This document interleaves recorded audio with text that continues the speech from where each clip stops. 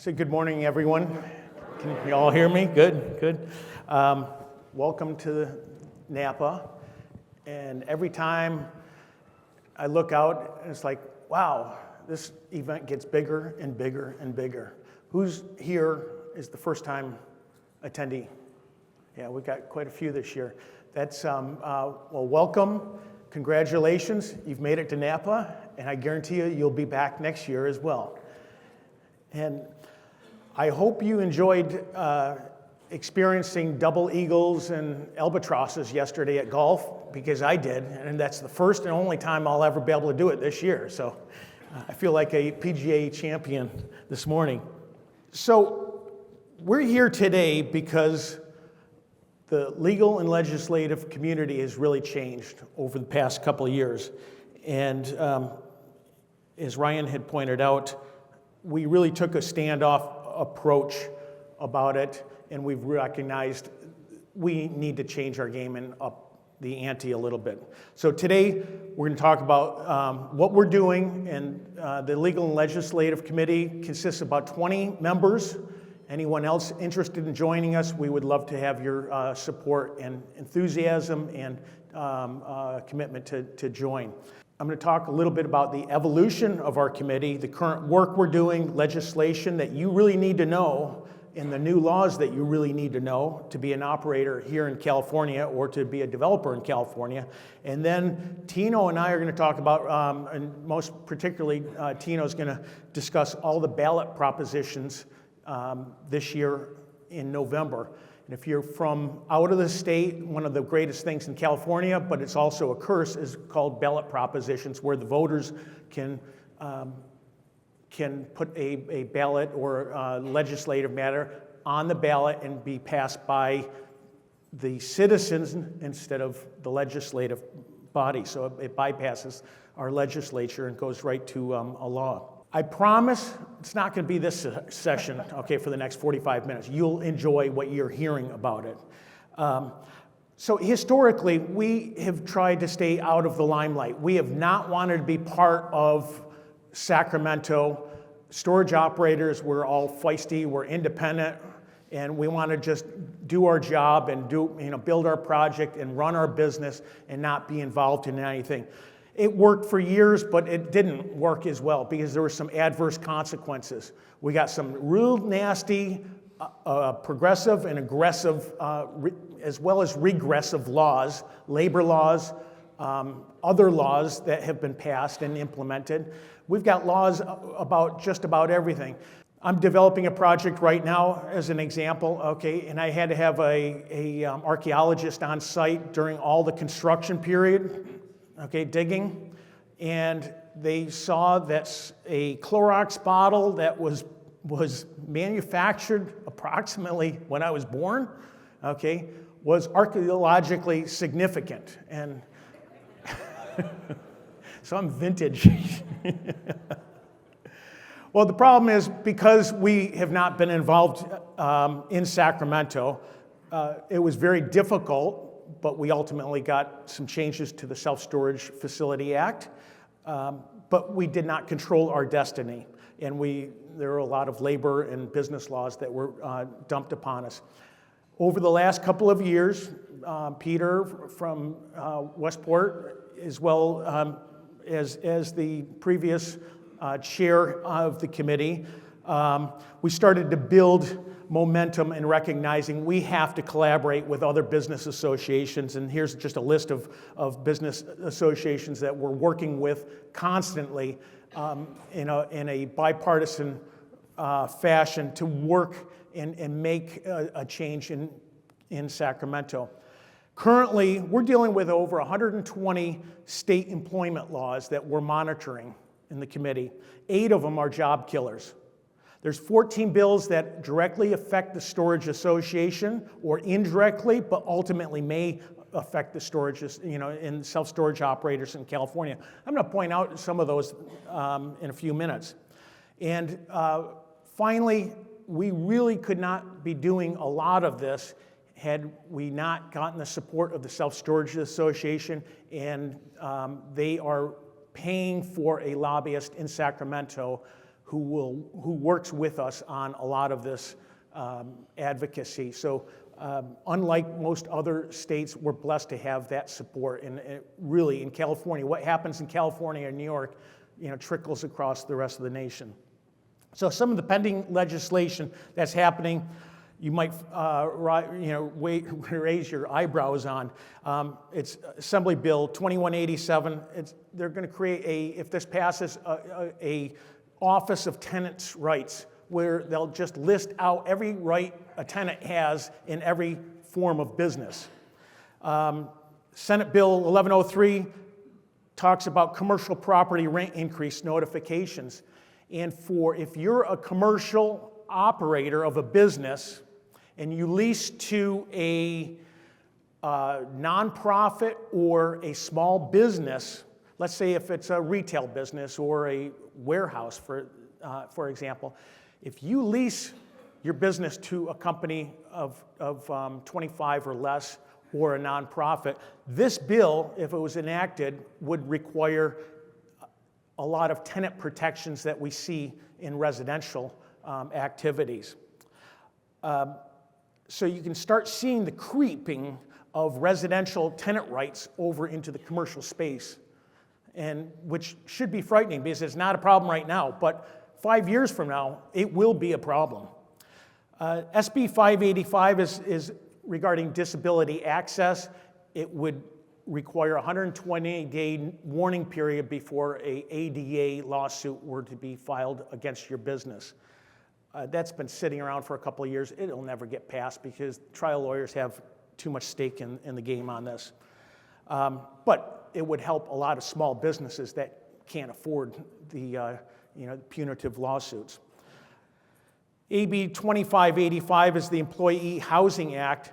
If this passes, if you have an apartment above your office, you might be required to get a permit from the state for an employee housing permit. And then AB 2011 is the Small Employer Family Leave Act. Family leave has been passed in the state.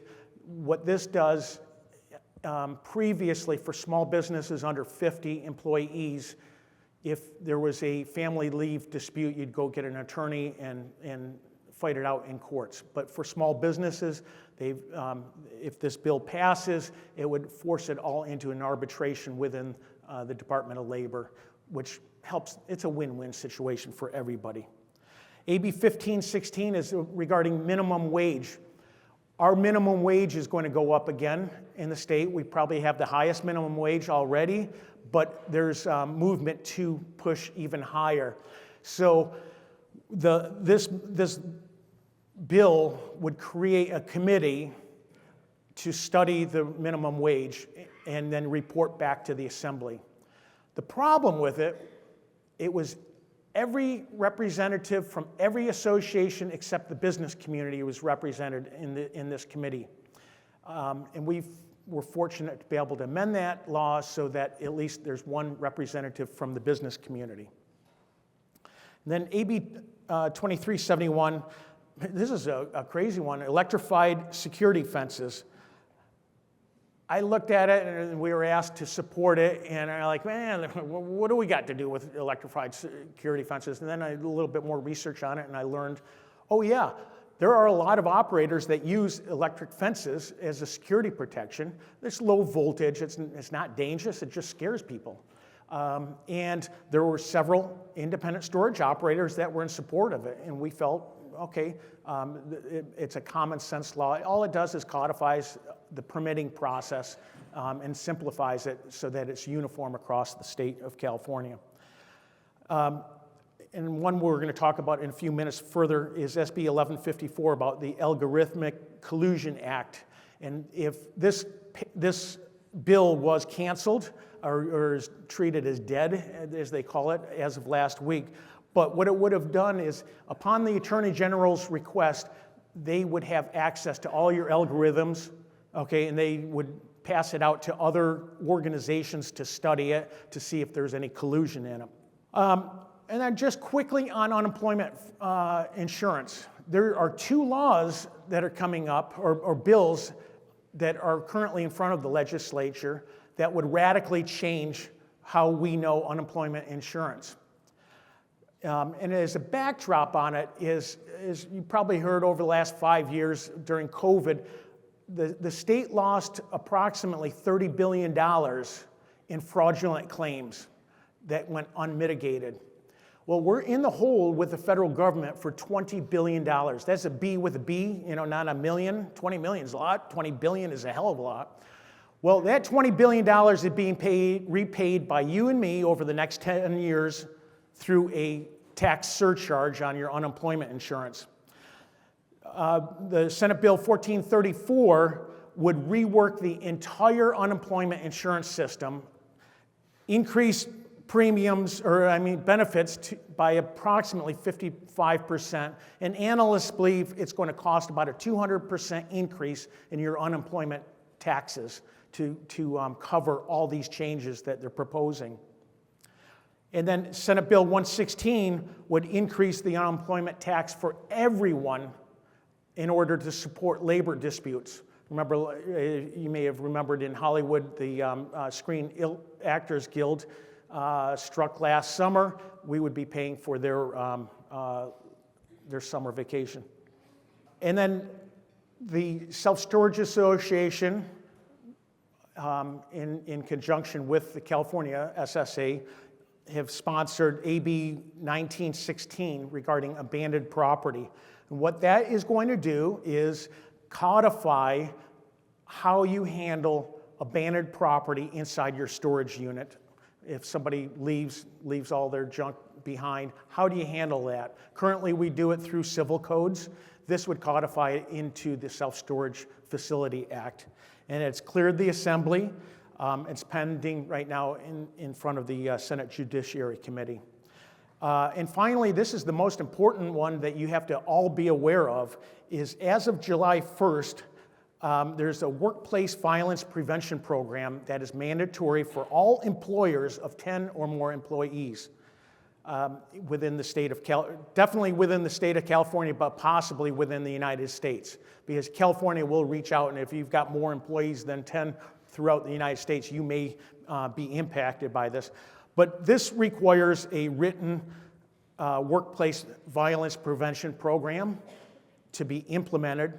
It's going to, you have to maintain a log. OSHA will enforce this. There's no grace period. And it requires that this be implemented within your IIPP manual, Injury Illness Prevention Plan.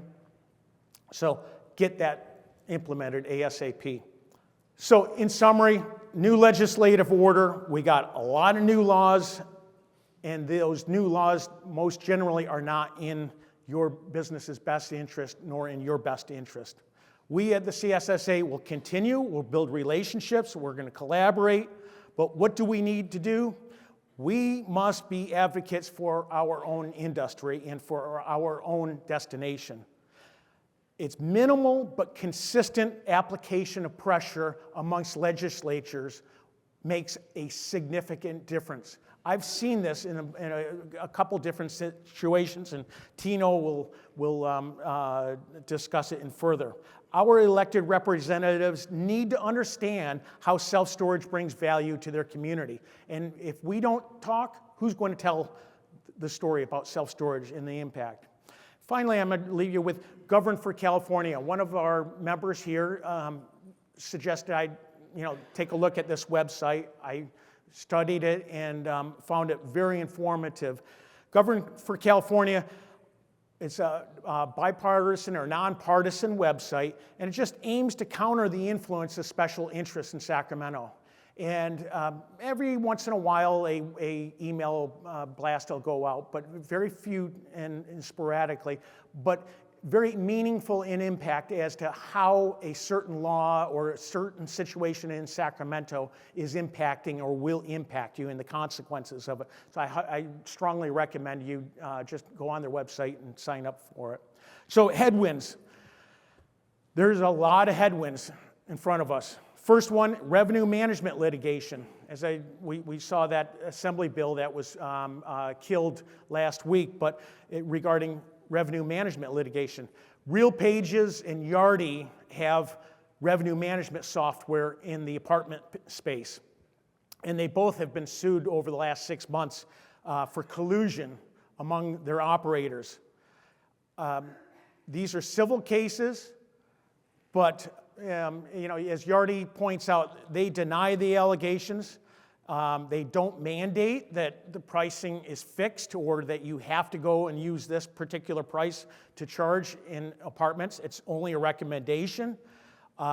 The asking rent adjustments are individualized, they argue, depending on the amenities at your facility or your apartment complex. The client's unit availability, traffic, and leasing activity all play into their algorithms. So they're saying there's no collusion going on here. And they're also, they say their software has over 200 different configurations that can be set by the operator. So it's going to be interesting to see how these lawsuits play out, especially because we're already seeing some traffic in Sacramento about algorithms and revenue management. Another big headwind that I really hate to discuss, but it's the big elephant in the room, are these crazy rent increases that we're experiencing throughout the industry. We've been blessed with some wonderful, great times here in the storage industry, but the Sacramento, California Self-Storage Association has experienced over 22% increase in complaints this year alone over last year. It's the number one complaint they get every day of the week regarding rent increases. And there's been a change in tone from customers. They're saying, hey, my rent went up by X amount of dollars. Now they're citing codes in the law and saying, well, doesn't this apply to the Self-Storage Association? In fact, there's a tweet back last March by an assemblyman in Sacramento area, said, hey, my rent went up 100% and I didn't even get notified on it. Well, that led to a phone call on Monday morning to Ross, and Ross was summoned to a meeting in Sacramento with the assembly member because he wanted to make the changes. And it wasn't a assembly person from, let's say, Berkeley, who's doing it, but it was a pretty conservative assemblyman who was quite pissed off about it. Fortunately, the Self-Storage Association got involved, our lobbyist, and we had a great, frank conversation with the gentleman, walked him off the cliff, But I think this is a warning shot that we need to take heed to. Unfortunately, a lot of the problems originate from, I'm going to say, larger operators and REITs. What they've done is they're arguing that a 10 by 10 that goes for $100, for example, well, your introductory price is $49, not $100 like the market dictates. And yes, it's $49. Well, is it a special? No, it is not a special. And they can claim it because they're on a month-to-month lease. Every tenant is on a month-to-month lease. So they're like, no, this is our regular price for you. Well, 3 or 4 months later, the rent has doubled. And then 3 or 4 months later, again, the rent doubles again and brings it up to market level. No other retail or consumer industry in this state has that ability to do such significant jumps in pricing like that without getting regulated. Well, same time this started curdling last October, my brother-in-law, who's a contract laws professor, sent me this blog in the contract laws professor's blog journal or website. He says, Steve, take a look at this. Is self-storage industry predatory? And he was pissed off because his rent increased by 100%. Not my brother-in-law's, but some other professor. The conclusion was, he said, 100% price increase alerts me to the fact that I am being swindled. That's from a lawyer. And his takeaway and the fixes that the industry need to address and he's writing it as a contract law person, said, 1, advertised rates must include all fees, including insurance. Introductory rates must state in advance how long they last and set a ceiling for increases. And then finally, at the end of the introductory period, that rate increases can't take place more frequent than every 6 months. Seems pretty reasonable. I think what our biggest concern and observation is we can't advertise at $49 when we know that that customer, okay, over the next 6 months is going to get pissed off when they see 2 or 3 rent increases take place. So we came up with a best practices, transparency in pricing and promotion. We will be promoting that. It is going to be on the website. You can take a look at it.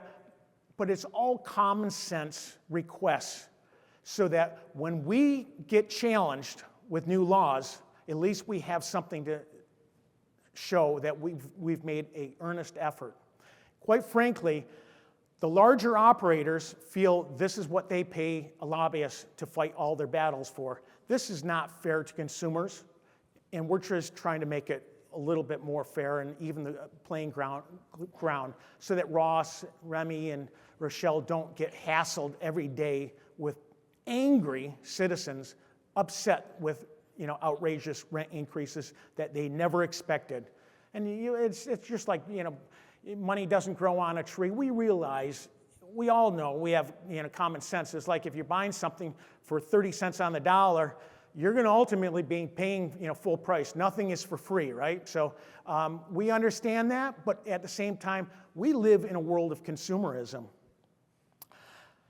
Okay, guys, everybody in the room, ladies, gentlemen, 7 cities here in the great state of California. What do they all have in common? Anybody? Nobody wants to raise their hand? Okay, come on. I'll tell you, they hate self-storage. There's 2 big movements that are underway right now. Number 1 is legislation, local citizens or community legislation, ordinances, changing where zoning, where self-storage is permitted, what zones. In San Diego, for example, the legislation was that it would remove self-storage from any commercial or industrial districts and put it basically in a heavy industrial district out in the nosebleed section of, I don't know, east, wherever, way out in the hinterlands. Well, obviously that does not work for new development. We need visibility as well at the same time. Other legislation is pretty straightforward and hostile. Indio, for example, has had a moratorium and they've expanded it, but their moratorium, we'll talk about in a minute, but it stops all new development of self-storage. And you say, well, I've owned my facility. I can sit back and be happy and pretty because it doesn't affect me. Well, let me tell you something. It does affect you because if the zoning gets changed from underneath your property, 2 things will happen. Number 1, you become a non-conforming land use. Okay?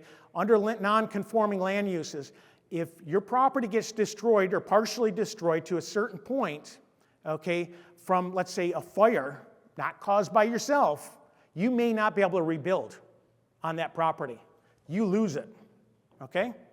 Secondly, financing, if you talk to anybody in the financial community, becomes a little bit more challenging for you. So we have to have reasonable laws that protect us at the same time. So the CSSA embarked last year on purchasing software, which is called Curate, at $15,000 or $20,000 a year, okay, subscription, which tracks our biggest thing here. And by the way, our goal is to make self-storage loved by cities and accepted by cities here in California again. So one of the things that we have implemented is purchasing this Curate software. Curate just tracks all city council meetings and planning commission meetings, and any time a self-storage or mini storage pops up or RV storage, we get alerted to it and we study what's going on, and if it's an ordinance or what have you. Here in this situation, it was Indio a couple weeks ago, and it was an ordinance emergency moratorium, okay, to establish as prohibited land uses mini storage facilities, self-storage facilities, and RV storage facilities. Emergency. It's an emergency, really. Wow. Our solution to that, we've already bought the software, we know about it. Our next step is building a manual, a PR toolkit, to enlighten and orient the city council members, planning commissioners, and city staff as to the benefits of self-storage and rebuke all those arguments that it's a danger to the community. In Indio's situation, for example, they're justifying the moratorium. It's because it's for the preservation of the public peace, health, or safety of the community. They can't even define which one it is, but they just throw everything under the sun in. So we really need to educate all our elected officials as to what the benefits are to a self-storage facility. And I believe that a robust self-storage business reflects the economy and the good commerce and success of a community. So a good community that has a lot of storage activity going on probably has a lot of other economic activities going for itself as well at the same time. This Anne-Marie DaCosta, who's here today there in the back of the room, thank you. Anne-Marie is spearheading this responsibility, and it's massive. We've sent RFPs out to several public relation firms who are specialists in this type of situation. They're working with Anne-Marie, and we expect to have a toolkit by the end of this year. It will advocate the use for self-storage, why storage is a community benefit, why locations matter, and suggested zoning specifications, FAR ratios, etc. So, but the biggest thing is we need a champion, and there's champions. All of you are champions in this room. Nick Walker is a champion because he put postcards on your seats. We need a local initiative fund, and we need to raise $150,000 to keep curate, to communicate anything that you need to be aware of in the storage industry to our membership. We need money to keep that process going. And then finally, to help fight back the detrimental policies that are being imposed upon self-storage operators throughout the state. We need to raise $150,000. We've got a $50,000 match this today that's been offered. So for every dollar you put in, it makes $2 for this local initiative fund. And we ask you for a donation and a pledge today. And Nick Walker's in the back of the room. Anybody want to raise your hand and donate right now, we would love it. And we really need that support. And if you don't, you can, right in the back, there is a basket. We will take those pledge cards. You don't have to pay today, but we do need your support, and we really ask for that. Then I'm going to switch over. We've got 3 different ballot propositions that are really critically important to us: PAGA, safety, and TPA, Taxpayer Protection Act. And Tino Rossi is kind enough to come down from Sacramento and share with you everything he knows about it and why it's important and why it does impact you. So, Tino? I have to say, when Ross invited me to come speak today, it was overwhelmingly a yes, because I've been waiting 4 years to speak with storage operators, and I'll tell you why. All of you deserve a very, very big thank you on behalf of California business owners across the state. When I first met Ross 4 years ago, the business community was facing the most existential threat it had faced in 40 years. Special interests had qualified a measure for the 2020 ballot that would have undermined your Prop 13 protections and made business in California nearly impossible. We were up against the governor, the California Teachers Union, every public employee union in the state, and they had $60 million they were going to spend so that they could come to your property every single year and reassess you. They were going to take away your Prop 13 protections. And we knew unless we raised $80 million to fight back, we were going to lose our Prop 13 protections. We connected with Ross about 6 months before the campaign started. We got you guys involved, we got you educated, we got you plugged in, and I'm proud to report that Ross helped raise more than $10 million to protect Prop 13 from storage operators. So just take one moment, give all of yourselves a round of applause. I start with that thank you because, as Steve and Ross mentioned, we work on statewide ballot measures on behalf of the business community, and nearly every single cycle, we're playing defense. There's some crazy idea that wants to attack business. We've got to pull our coalition together. We've got to raise money, and we've got to keep the status quo. But because we defeated the split roll initiative in 2020, we decided we're going to go on offense. We're going to bring that coalition back together. We're going to bring the donors that helped protect Prop 13 back together, and we're going to pass our own generation's Prop 13. And so in 2022, the same coalition that defeated the split roll initiative started circulating petitions to qualify for the ballot, what's now known as the Taxpayer Protection and Government Accountability Act. We collected 1.4 million signatures in 6 months. They were verified at an 80% validity rate, and this is scheduled to appear on the November ballot. And it's the first time in nearly 50 years we have the chance to put taxpayers and businesses back in charge of the state of California. This measure is simple, and it does 4 things. First, as I mentioned, it gives voters the final say on how and when taxes are raised. Right now, if the state legislature wants to pass a new tax in the state of California, it requires a 2/3 vote of the Assembly, 2/3 vote of the Senate, and a signature by the governor. That's it. The next day, January 1, 2025, you're paying the new tax. Not under the Taxpayer Protection Act. Now, after the governor signs that tax increase, it has to appear on the next statewide election ballot, and voters have to approve the new tax going into effect. Every day I travel this state, I talk to folks, and I ask them, what's your biggest frustration? Cost of living, cost of living, cost of doing business, cost of doing business, over and over and over again. And we asked, what do you think is the solution to the cost of living and cost of doing business crisis in California? And overwhelmingly they say, we have no control over how our taxes are passed. But more than that, even when our taxes are passed, we feel like we have no recourse if the tax dollars that are raised are not spent the way they were promised to be raised. Everyone in this room pays among the highest gas, sales, and income taxes in the nation, yet you still drive on the 47th worst roads. We're still experiencing the worst homelessness crisis in the country, despite, and this audit just came out this week, spending $38 billion to address homelessness. So the second thing the Taxpayer Protection Act does is it requires that if local or state governments raise your taxes for a specific issue, those dollars have to go to the issue they said that it was going to go to, and it gives you recourse to hold your government accountable. Another thing it does is it closes the so-called upland loophole. Some of you may be familiar with this loophole. Do I have anyone in here that's from the city of LA?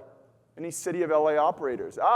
In 2022, well, I'll go back a little bit. In 2018, for 40 years, all local special tax increases required a 2/3 vote, meaning if your local governments wanted to raise your taxes for a specific issue, it had to meet a 2/3 vote. But then in 2018, a group qualified a measure via citizen initiatives. They didn't ask their board of supervisors or their council to put it on the ballot. They went out and collected signatures.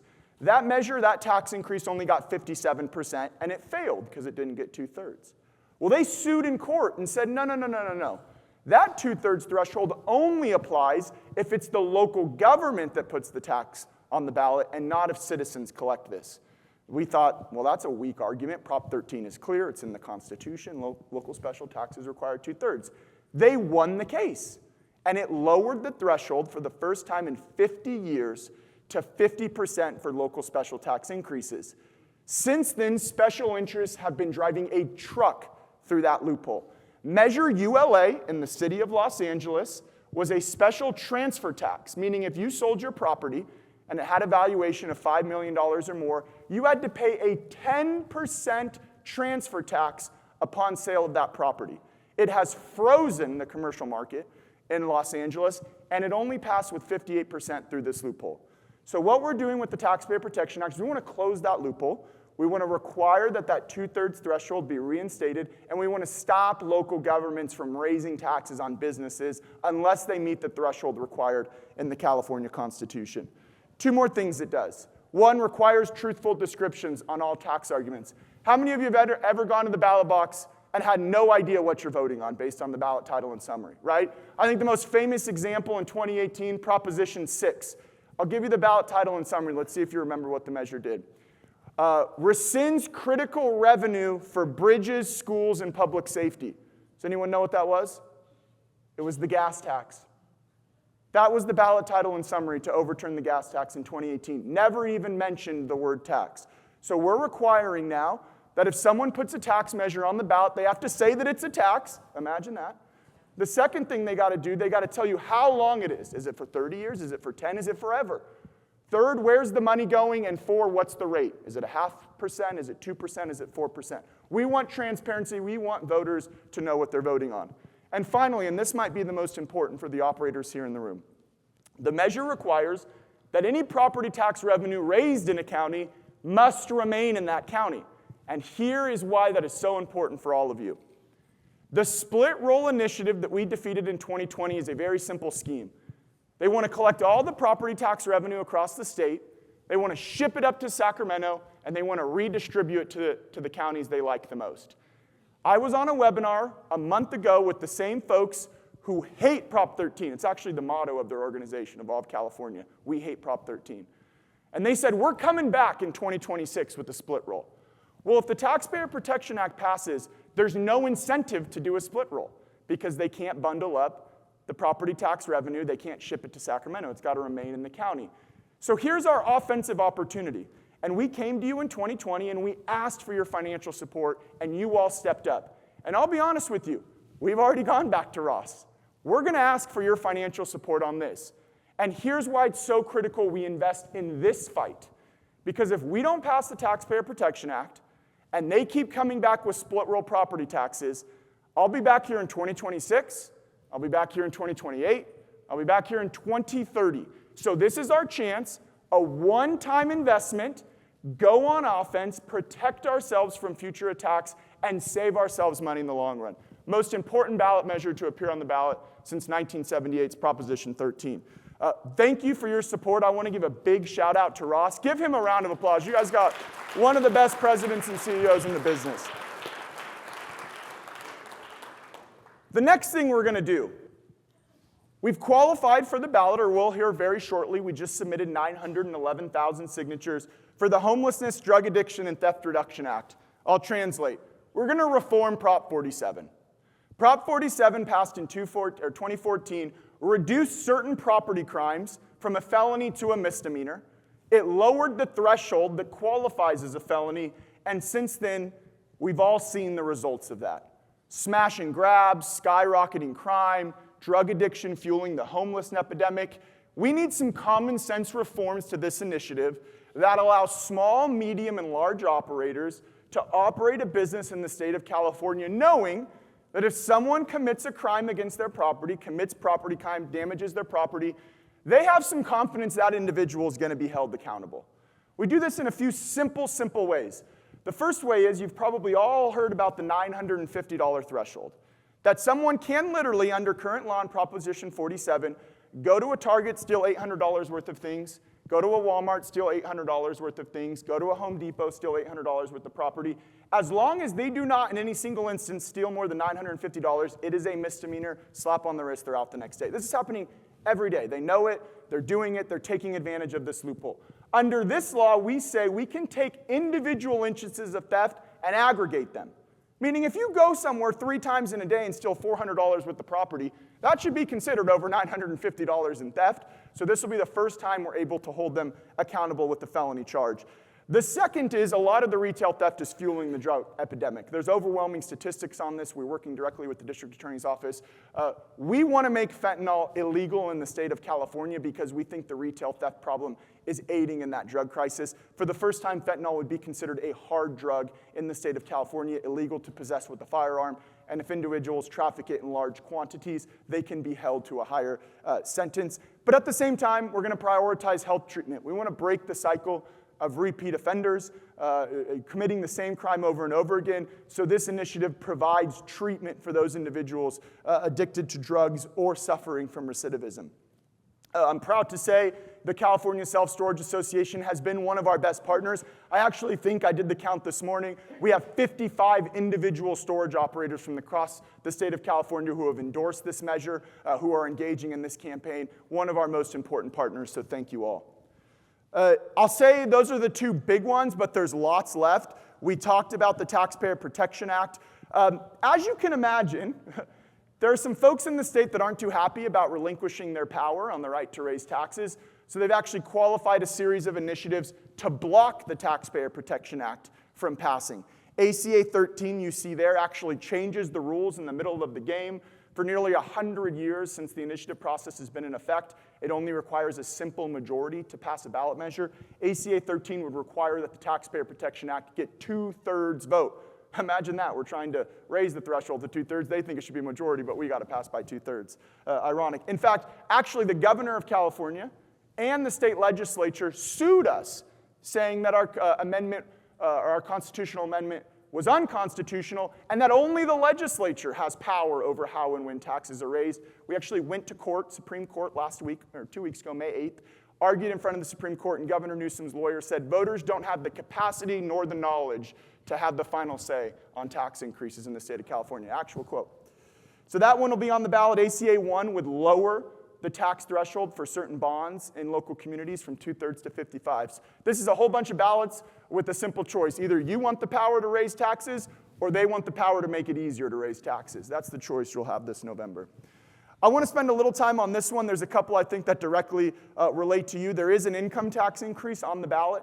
For any individual or joint household that makes $5 million or more, you'd see a 1.75% increase in your income tax to fund pandemic readiness in the state of California. That's sponsored by one of the founders of Facebook.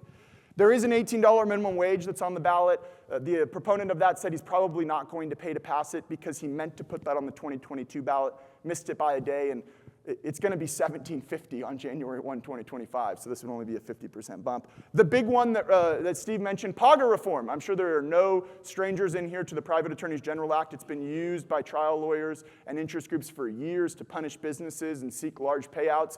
This has been qualified for the ballot. This is the most intense legislative negotiation happening in Sacramento right now.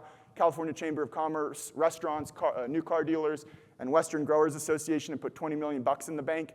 The governor doesn't want it on the ballot. They don't want to go to the ballot. It's very hard to explain, but they seem to be at an impasse. We're going to have to really watch this one over the next few weeks to see if it actually makes it to the ballot. A couple other ones that I'll throw out there. For the third time in 4 cycles, you all are going to vote on rent control. We beat that a couple of times, but they keep coming back to it. And I think the interesting part about this election cycle is we've seen a slow movement on the statewide ballot measure front over the last 2 cycles. In 2020, there were only 7. 2022, there were only 8. This year, you could be asked to vote on up to 17 statewide ballot measures that impact everything from labor code, tax reform, criminal justice reform, all the way down to things like oil and gas well bans. Finally, I want to close the way Steve closed. I want to stress to you all the importance of engaging at the local level. We do a great job at the statewide level, bringing a coalition together, raising money, and beating things at the statewide level. It gets really, really, really hard at the local level. Usually when we beat these things at the statewide level, the first thing the unions or the special interests do is they go to the local level and they start introducing a whole slew of ordinances. They try and spread us thin to engage in a giant game of whack-a-mole. And you can see that in 2020, there were 470 local measures that citizens across California were asked to vote on. 302 of them were tax or bond increases. And by the way, at the local level, bonds are tax increases. You all pay them on your property tax roll right away. At the state level, there's a little delay on the payment we make, but at the local level, bond measures, you all pay right away. 70% passage rate. 70%, 7 out of 10 tax measures in the state of California at the local level passed in 2022, and most of us don't even know it happened. They come on our ballot, they appear after a judge, a city council member, a dog catcher, and then before you know it, our taxes go up. Things to watch out for, we're seeing lots of transfer taxes. Be careful of the transfer taxes. That's the new trick that they're using here. That way, when you sell your property, you're paying a fat fee on the back end and minimum wage. They're having a real tough time passing minimum wage at the statewide level. In fact, as ironic as this is, the governor is a proponent of a minimum wage for all business operators, but just announced yesterday that the state is delaying the implementation of their new minimum wage increase because the state can't afford it. But you all can, so good luck with that. Fourth largest economy in the country, and we can't afford what you all can. So I'll say thank you. I'll close the way I started. Thank you to storage operators. Your increased activity over the last 4 years under the leadership of Ross and Steve on the Legislative and Legal Affairs Committee have literally saved the business community in California. I do not say that with hyperbole. If we lose our Prop 13 protections here in the state of California, and all of you lose your Prop 13 protections, that is the last guardrail we have as a business coalition in the state. So we went on defense, we beat split roll. Now we've got to go on offense. We've got to pass the Taxpayer Protection Act. We've got to reform criminal justice on Prop 47 so all of you can keep doing what you do best, which is provide 4 spaces for my wife to keep all of her extra storage pillows in the summer. So if 21st and R Street Storage in Sacramento is here, you owe me a beer for the last 4 years. So with that, I'll close out. Thank you guys so much for your support, and I'm looking forward to kicking some ass together in 2024.